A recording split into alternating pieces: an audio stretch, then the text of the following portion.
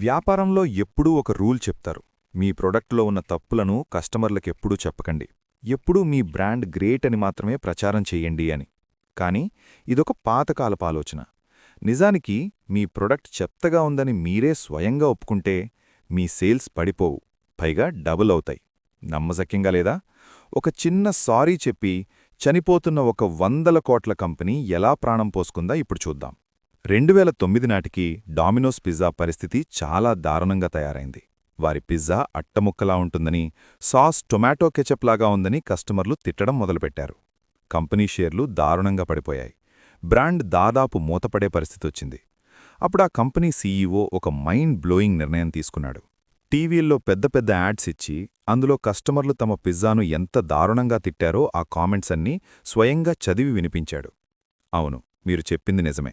మా పిజ్జా చెత్తగా ఉంది, మమ్మల్ని క్షమించండి, మేము దాన్ని పూర్తిగా మార్చేస్తున్నాం అని దేశం మొత్తానికి బహిరంగంగా క్షమాపణలు చెప్పాడు.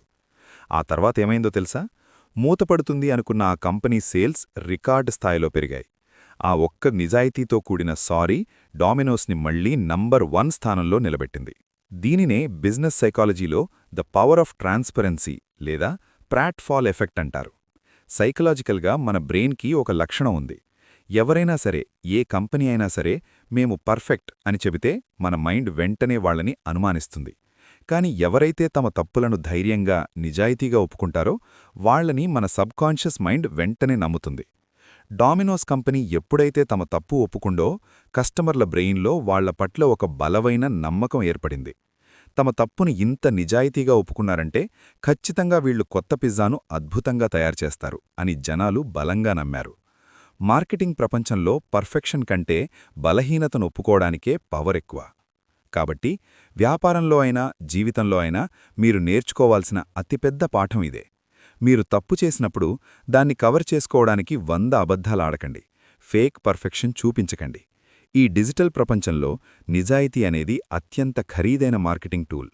మీ తప్పులను ధైర్యంగా ఒప్పుకోండి, దాన్ని సరిదిద్దుకుంటామని మాట ఇవ్వండి. ఒక చిన్న సారీ మీ బ్రాండ్ని ఎప్పటికీ నాశనం చేయదు, పైగా మీ కస్టమర్ల హృదయాల్లో దానికి శాశ్వత స్థానాన్ని సంపాదించిపెడుతుంది.